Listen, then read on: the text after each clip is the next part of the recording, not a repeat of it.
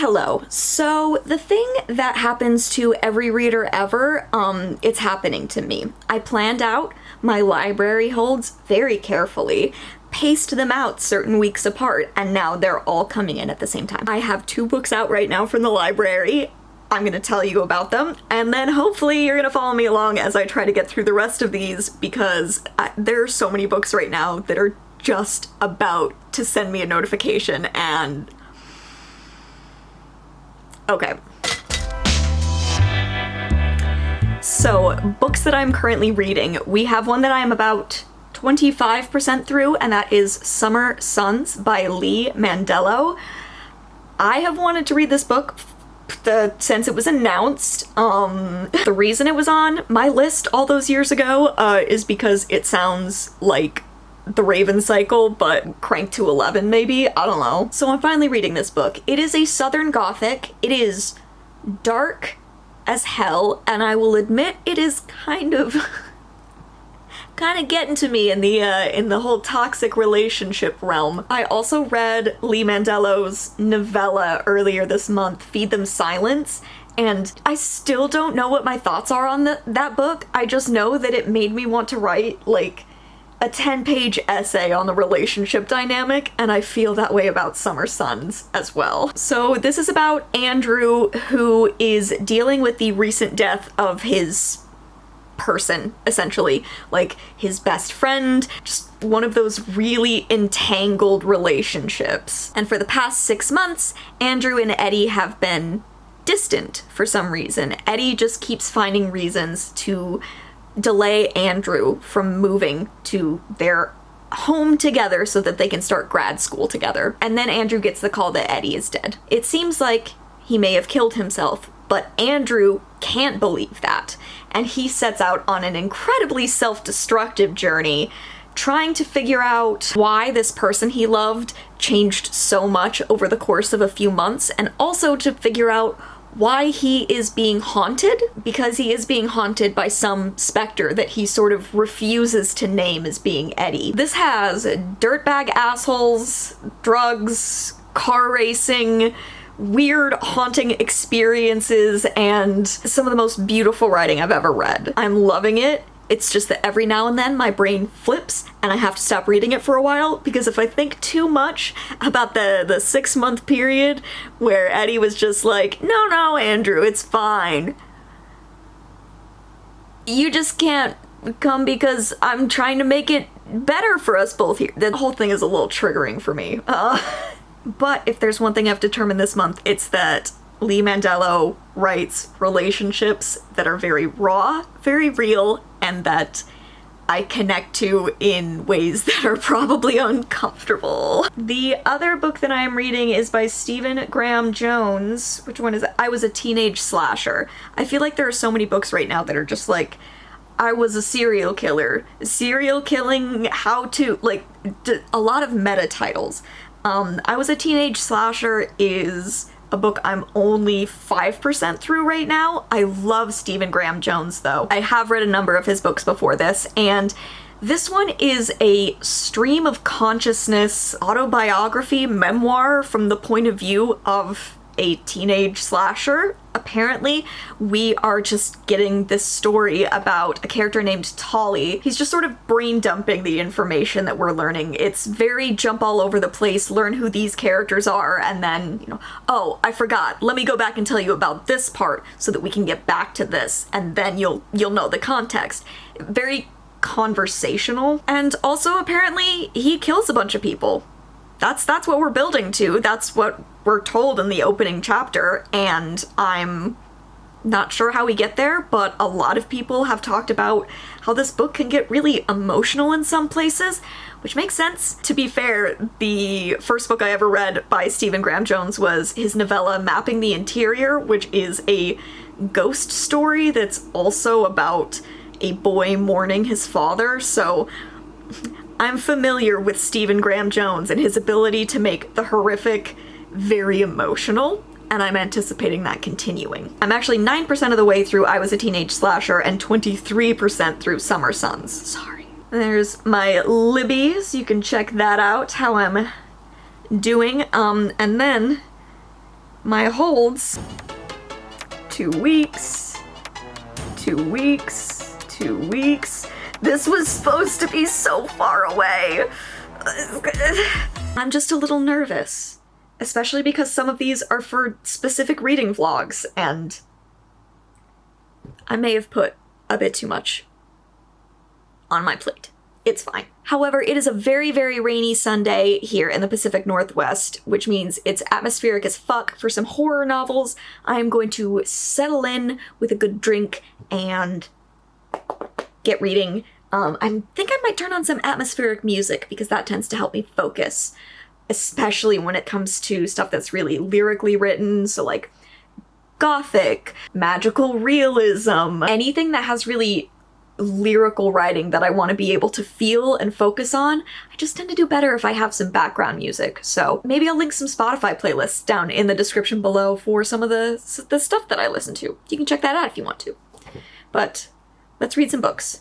Okay, couple clarifiers. I meant to say it earlier. This book is Southern Gothic. It's also dark academia, which academia was a theme in Feed Them Silence as well, so that makes sense. I said I was having a hard time defining Andrew and Eddie's relationship before. It's probably because I was putting labels on things that didn't have labels yet. You know what? It said that they loved each other more than brothers, and maybe I just consumed queer media in the time before you could be gay, but I made assumptions. So do characters in the book, to be fair. However, it's seeming like it's more their friendship is so intense and wrapped around one another that it has surpassed any kind of definitions of relationships, which, again, is kind of a thing with the Raven cycle, like the idea of being so close to someone that you're obsessed with them to perhaps an unhealthy degree. Anyway, I just thought I would come in and note that. To be fair, it's also marked as queer because, like, there's gay longing, for sure. But now I'm not really sure where that's aimed. I don't know. I'm interested. I'm curious. And the whole sequence that I just read set at a party really reaffirmed to me that this is so Raven Cycle coded, but particularly the Dream Thieves coded, which I am far from the first person to say that, but now reading it, I can confirm that if you're really into the Dream Thieves and the bit where certain characters get really angry and go to a party and they get really confrontational, if that appeals to you, and that is one of my favorite scenes in the history of anything, then Summer Suns is definitely the one for you. Okay, we continue. So I have more words to say, I think. I mean, I guess I should. I'm now almost halfway through Summer Suns. I would now like to officially make a statement that the main character of Summer Suns, Andrew, is inventing forms of repression that we ain't even heard of yet, okay? Sometimes I think of the excuses I used to make to myself to be like, that wasn't gay, that was just wanting to be friends with a girl. That version of Cece is practically out and proud compared to the version of Andrew that we're reading about. I think the only thing that's helping me feel slightly more sane about it right now is that every time anyone in Andrew's life finds out exactly how repressed he is, they also feel crazy. There's this character, Riley, who I think I love. And for all the time that I spent being like, I don't think that you're doing very well. It's really nice to have someone in the book who will hear the things that Andrew says and just stare at him and be like, I want you to play that back for yourself. Just think about what you just said in your own head and try to imagine anyone else saying that to you and you reacting like, great! Like, you have to objectively listen to the shit you're saying and realize that you are not okay. I guess I should have assumed, since this was intensely emotional Southern Gothic, that we were going to be dealing with repression, but I swear to God, he's trying to go to the Repression Olympics right now, and it is a lot. It's a lot. I feel like this book is still very odd in its pacing and the plot line of it, I guess, but I'm kind of into it still. It still feels just self-destructive and all over the place, and the fact that we keep going down plot lines that just sort of like burn out or that will be going down one path and suddenly swerve. It makes sense because Andrew's in this headspace where he's so confused and so upset and so angry and so sad that none of his decisions are clicking with anybody. It's all madness. So yeah, I guess we're going to keep going with this and see what new things Andrew can invent to claim that he has totally heterosexual feelings for the men around him. We are still investigating all the ghost shit, and that's very eerie. It's just, on a character level, I just very much believe Andrew has become one of those people that I want to put in, like, a little jar and shake it around and just look at him, because I'm like, how is your brain operating? How are you mystified? I relate to a certain extent, but also, it just... Succession coded. Like, it's not that I'm supportive of your decisions, I just kind of want to watch them happen while I cover my face and go, no. So Brian just went out to get dinner, and that means that in true Pacific Northwest fashion, it had to immediately start raining the hardest that it possibly could. I'm gonna try to show you this rain. Let's give it a shot.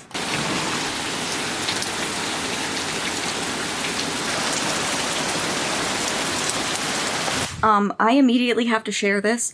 The entire time that I have been reading Summer Sons, I have been, I'll say reluctantly, but I am who I am. I've spent a lot of time thinking that a whole lot of this internalized homophobia and repression is quite a lot like every piece of Dean Winchester fanfiction I've ever read in my life, and I've read a lot.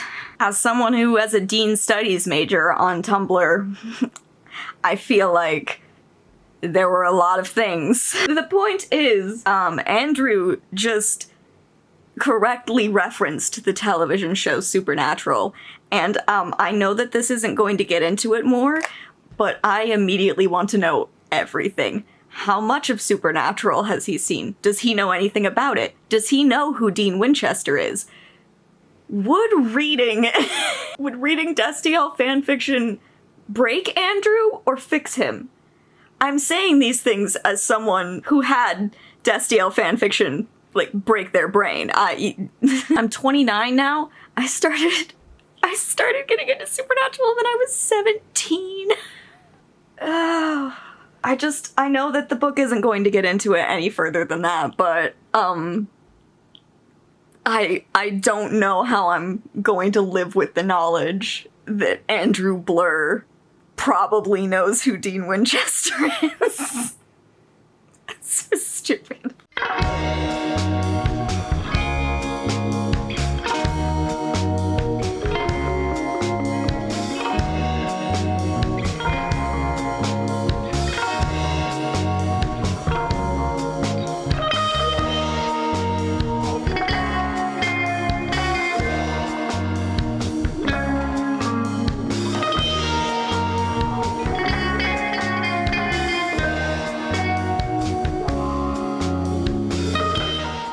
Sometimes I can listen to the Haunting of Hill House music. Sometimes it'll break me. Thank you for commenting. Yeah, you're doing a really good job. She's doing a really good job.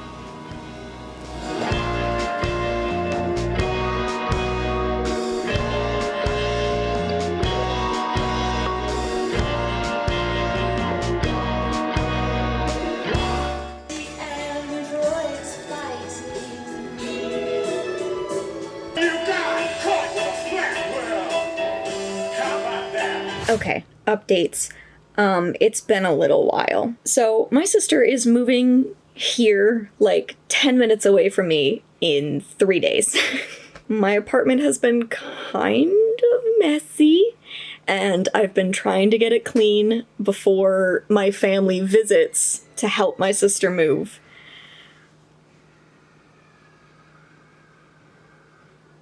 Every day of my life, the children on the playground behind my apartment scream like they are dying, and I go to check on them, and they're fine. Anyway, my sister is moving here in 3 days, and then I expect that I'm gonna have a little bit more on my plate after that, so I really gotta get through some of these library holds, because things have gotten worse since last we spoke. Another library hold came through. I think it's called This Wretched Valley. Hold on. Let's open up Libby. This Wretched Valley by Jennifer Kiefer. Something I hate currently is that Libby tells me exactly how many people are waiting after me on current books. So I've got 2 people waiting for me to finish Summer Sons. We've got someone waiting for me to read This Wretched Valley. 3 people are waiting for I Was a Teenage Slasher. While at the same time critiquing Libby for that feature, I would like to shout out a couple of things. First of all, the delayed hold option. I had another book come through, and it was like, hey, do you want to wait a sec before you read this? Yes, please. Can you give me a couple weeks? And I was like, yeah, no worries. We'll, put a pretend hold on this so people can read it in the meantime. But, a little bit down the line, we'll check in again. I think that's a nice feature.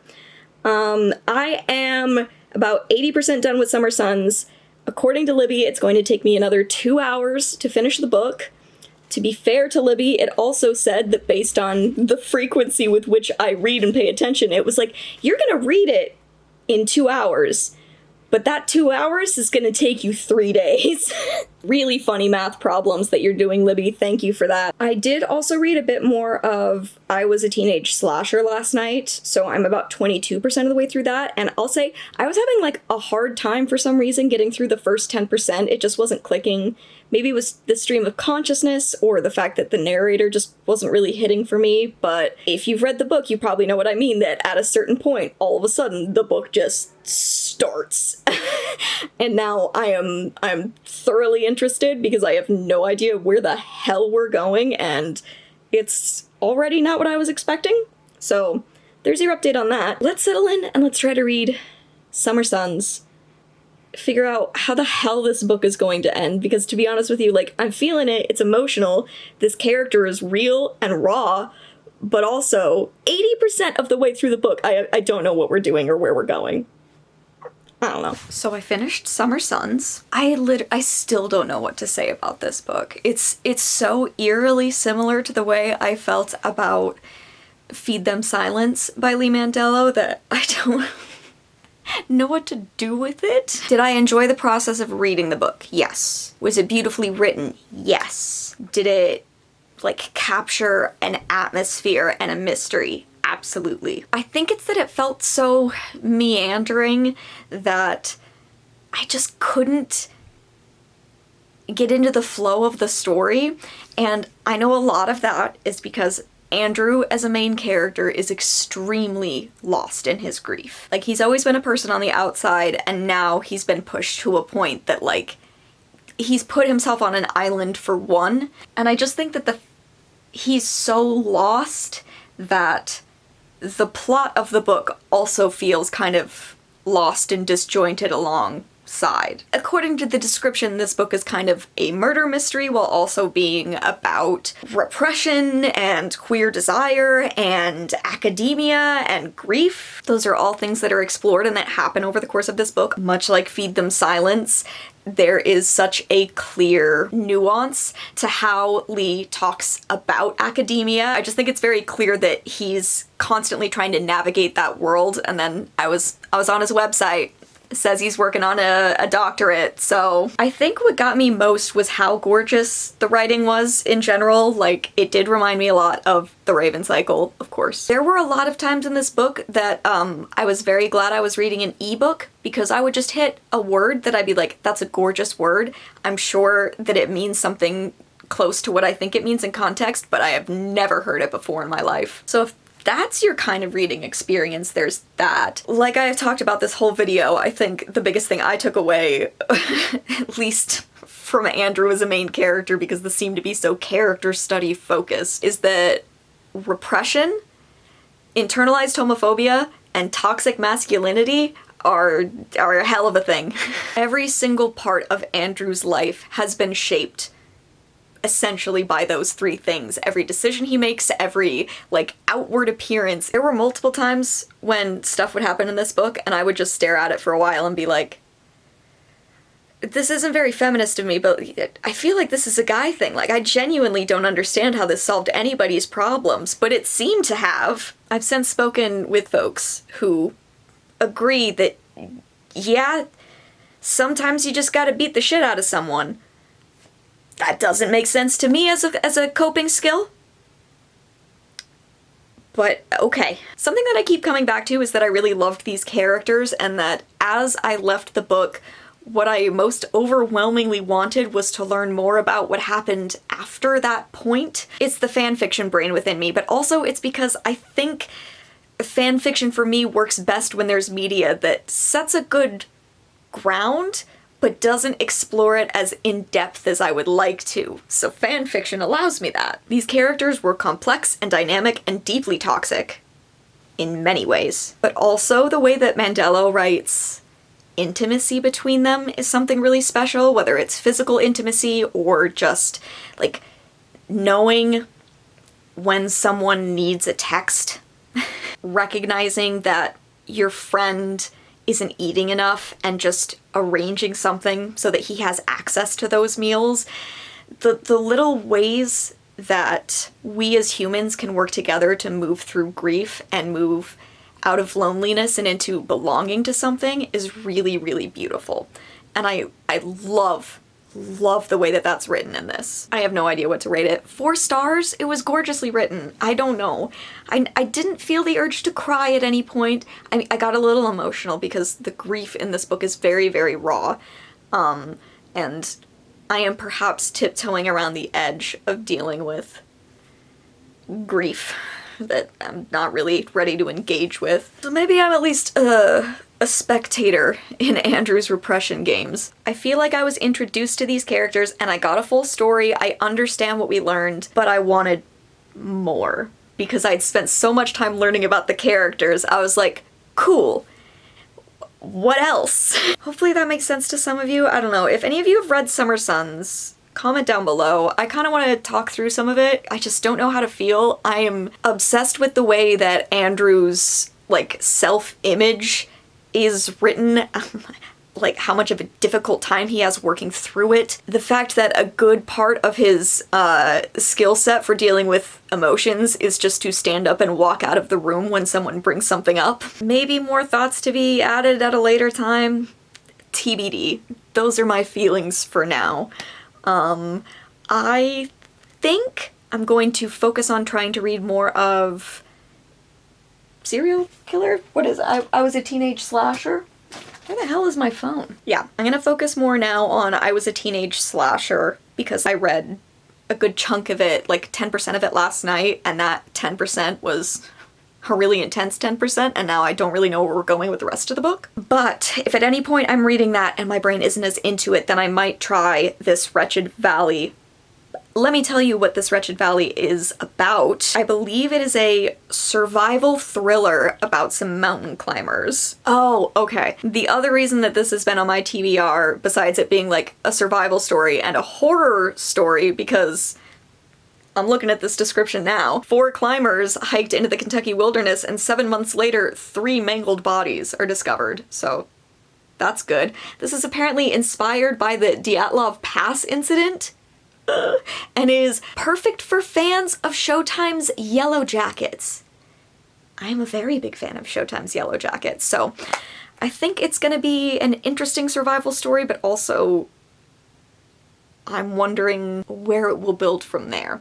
So if I Was a Teenage Slasher is feeling a little literary for me, I might jump into this Wretched Valley, see if that's more like commercial, high-tension thriller, because my brain might focus on that more? Yeah, we'll see. So, updates. I have read more of I Was a Teenage Slasher. I'm about 40% through now. I'm 100% enjoying it, but I was right about the fact that I felt like I needed a break for something more commercial. I really like the characters and the storyline of I Was a Teenage Slasher right now, but the kind of stream of consciousness of it, I am having a hard time staying focused and in the book and in the story. Tolly just has a tendency to reach a point in a story where he'll remember that he hasn't told us some detail, or he will be putting off getting to the next part of a story, so he keeps going on and on about something that we don't necessarily need to know about. All of which I was prepared for, and all of which is extremely well written, because I feel like I know Tolly as a character, but the way that it keeps jumping, I have been having a harder time focusing while reading.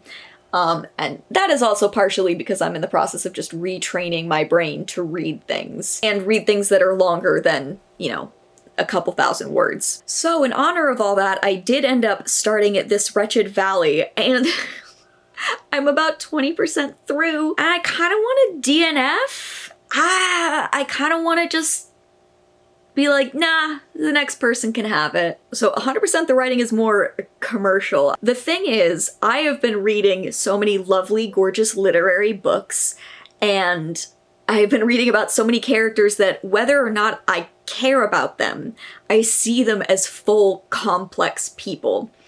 And reading this Wretched Valley feels like I'm watching cardboard cutouts of people being sent into a place to die. I keep trying to put it into words. I've had all of these little rambling paragraphs in my Notion board trying to work out the issues. The narration is just, it's so distant, and I feel like I'm reading about characters where, like, I can see their character sheets where, like, Dylan is written at the top of the sheets, and then it's like, rock climber, social media, worried about her job, and every now and then something else might get added, but ultimately those are like the three things about Dylan. That, and it just feels very over show. Part of it is because we're kind of like doing a dramatic irony thing where the narrator and we as readers know that 3 people of this group are 100% gonna die, and we don't know what happens to the 4th. So intermittently, when characters will say something, you know, you'll get that dramatic irony in the air. Someone saying, how could we get lost when we have a GPS?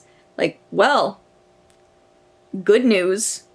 You're gonna find a way. But the narrator keeps coming in to let us know that. Like, I feel like every single time a character's like, oh, don't worry, we'll have enough food, then the narrator comes in like, but they wouldn't have enough food. And I feel like there's a difference between setting tone and, like, I would like to get to know these characters. I know that we're getting to a tragedy or like something horrific, and I'm interested in how we get there, but I do want to know who they are before we fling them to the horrors of whatever this rock climbing expedition has to offer. And then the other thing that's bothering me is that I'm worried this book is going to be a lot of, oh, that looked so scary, and then, oh, but it wasn't real.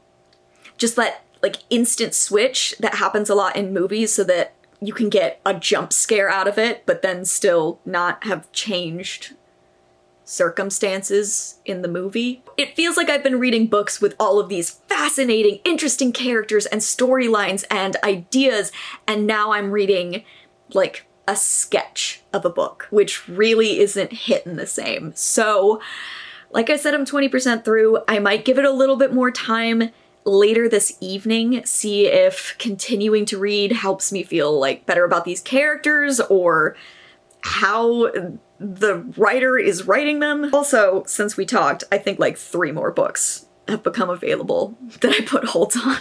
It's so bad. We have Horror Movie by Paul Tremblay.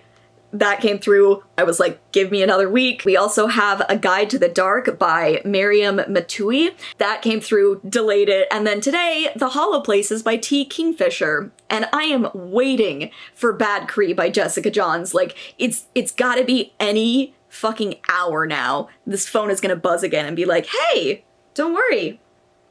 You have more to read. That's cool and I want to respect that. But also, it's the beginning of November, which means that we're fast approaching the most important holiday for anyone who had a Tumblr blog in 2012, just the 4th anniversary of Destiel. It's a really fun point in time because a bunch of people who aren't on Tumblr anymore all get back on at the same time. We just get to be crazy for a few days while we deal with the impending fucking anxiety and nausea of a US election. But because of that, people just keep recommending fan fiction, and I mean, I want to read books. Books are great, and I'm going to keep reading them, and I'm going to keep focusing on them. But when someone tells me I can read 3,000 words, and it's going to be sweet as hell, and it's going to make me smile,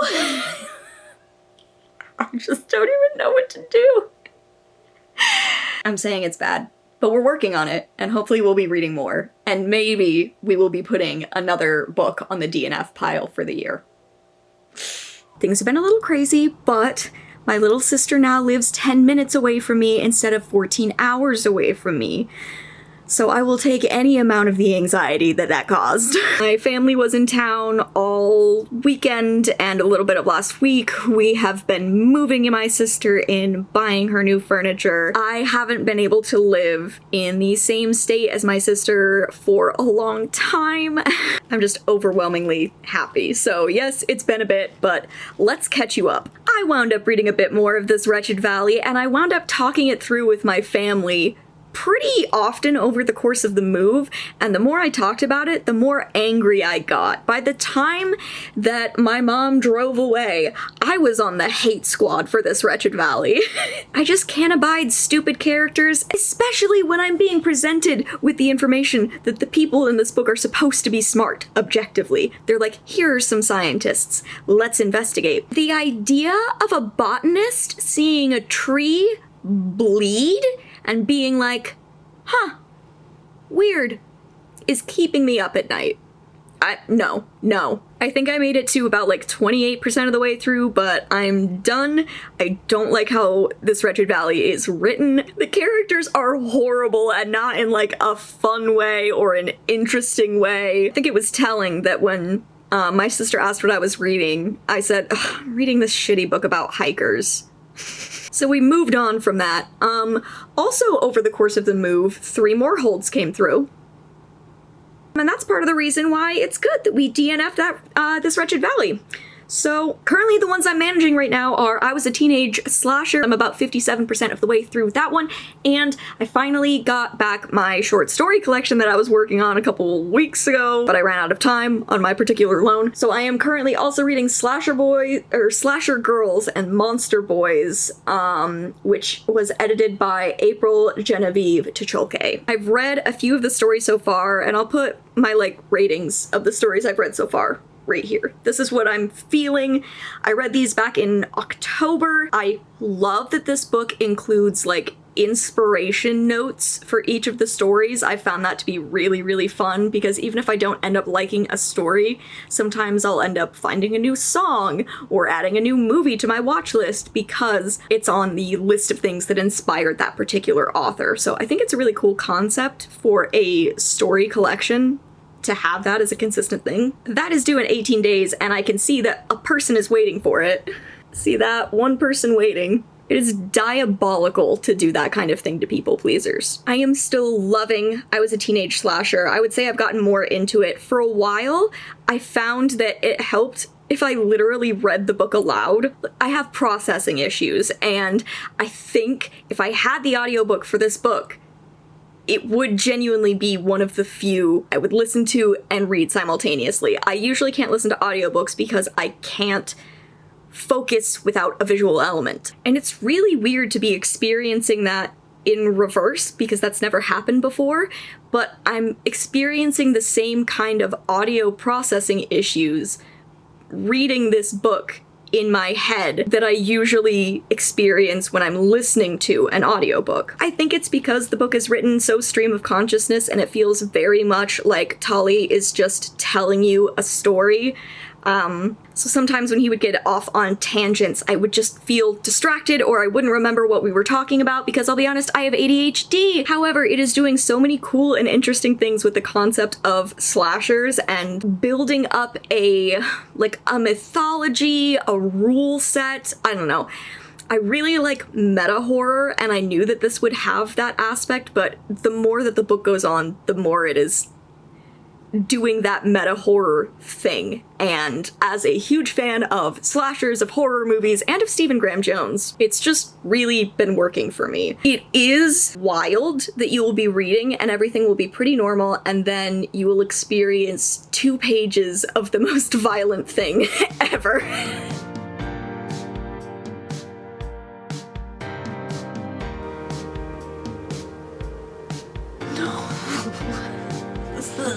So if you don't like brutal deaths or gross descriptions, maybe skip this one, but you mostly don't have that, and then it just out of nowhere. So I am going to work on I Was a Teenage Slasher, try to finish more of it today. Libby says it's going to take me about another 3 hours to read. I would hope I can knock that down a little bit, but we'll see. Heyo, let's talk about some books because I have finished Slasher Boys and Monster Girls. No, Slasher Girls and Monster Boys. Slasher Girls and Monster Boys. I finished that book. I also finished I Was a Teenage Slasher, so both library holds that included the word slasher in the title. Done. Am I continuing to make bad decisions about the holds at my library? Absolutely. But let's talk about these books and maybe I'll kind of wrap up how I've been feeling. So there are a total of 14 stories in this collection. For most of the story collections that I do, I tend to rate each story, then get an average rating, and then base my rating of the whole collection on that. I would say that this mostly nets a lot of 3.5 star reviews because I think most anthology collections where it's a bunch of different authors, I think that there are always going to be high points and low points, so kind of shakes out to a middle ground. But I can tell you my favorite stories really, and then my least favorite. So my favorites were, the first was Hide and Seek by Megan Shepherd. It was inspired by the films Final Destination, The Crow, and Bill and Ted's Bogus Journey. I knew as soon as I read that it was inspired by those 3 things that it was going to be exactly my kind of story, and it was. I love stories about deals with death and old legends coming through to save the day. It's 100% what that was. My other favorite was the second to last story. I think it was called Stitches. Yes, by A.G. Howard. Crazy enough, that one's also about a messed up deal, and it was inspired by Mary Shelley's Frankenstein, which is one of my favorite classics. So, kind of makes sense that that's how it panned out. I would say my least favorite of the collection is one called Fat Girl with a Knife by Jonathan Mayberry, I think. It was inspired by Zombieland and the original Night of the Living Dead, both good things. I absolutely hated how this was written. I thought it was weird and misogynistic, and then also it was shittily written, in my opinion. Like, there was literally a line that I read and laughed out loud because I was like, no one thought to change that. I don't know if I can explain it. Let me just read this. No spoilers. Dahlia screamed too, really loud. A big long wail of total surprise and horror. That's like a placeholder sentence. That can't... How did that... Also, sorry to say that April Genevieve Tisholke's story wasn't my favorite, but I feel like, again, that is super consistent across anthologies. Whenever someone is an editor of the collection, I feel like their story ends up being not as strong as the rest because the author didn't have the time to focus on their own work, or just because they had multiple hats to be wearing during the whole writing process. I still haven't read anything like any of her full novels, but I'd like to. I think that it's just another instance of the editors of anthologies tending to have the weaker stories in the collection. I think my average rating for Slasher Girls and Monster Boys wound up being like a 3.14, so, you know, pie for me. Ultimately, I enjoyed reading it. I just think that there were a couple of stories that did not work out and a few stories that were forgettable, alongside the stuff that I thought really worked. I do want to say that reading just a little bit of Nova Rensuma's writing has made me want to be like so on top of getting more of their books. Gorgeous. Even if the story wasn't my favorite, I was like obsessed with the style of writing. I Was a Teenage Slasher was also really, really good. I've already said pretty much all of the things that I think from beginning to end, in that I think it's very much for fans of meta horror and people who love horror tropes and horror movies. I think it also 100% has an audience outside of that, but there is so much love for the genre of horror throughout the book. I spent a lot of time talking about the world building to my roommate just because we were so fascinated by the different kind of turns that the story took, along with how slashers are conceptualized in this world. It was really fascinating, and from like chapter 1, from page 1, I knew these characters. That sort of tragic feeling in my chest for Tali that was building early on, it continued to build through the end of the book, and there were, honestly, just as people said, a couple of scenes near the end where I was getting a little emotional about it. Tolly is a wonderful storyteller. I continue to love Stephen Graham Jones books. I continue to love how basically every single one that I've read so far is partially about working through the death of a father and how much that grief just completely changes the landscape of your life, which I think is really gorgeous and also just kind of breaks my heart every time I get into a new book. Yeah, if you love Scream, if you love Cabin in the Woods, if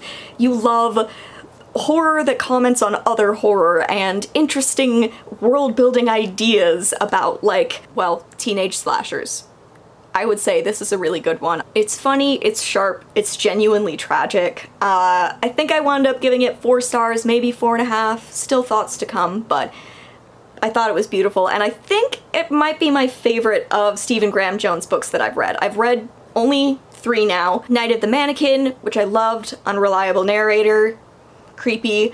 Mapping the Interior was the first one I read. At one point, I read about half of The Only Good Indian, and I haven't finished that yet, but it was deeply unsettling. This one just worked for me, all of the little tonal things that made Tolly who he was as a narrator. He was really great. So that is what I'm feeling. Those are the books that I finished. I'm feeling pretty good about that. There are still some books that I had to delay on holds, and like I said, more holds have come through that I'm hoping I can include in some other vlogs coming up. Also, because I'm a glutton for punishment, I just decided to download a romance also. I like to make things more challenging for myself. Other than that, thank you so much for watching. I hope you enjoyed, and I will see you in another video very soon. Bye!